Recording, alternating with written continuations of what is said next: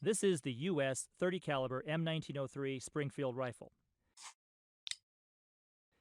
The M1903 series rifles were originally issued to American soldiers during World War I, but the rifle saw service in World War II, the Korean War, and even the Vietnam War as a sniper rifle.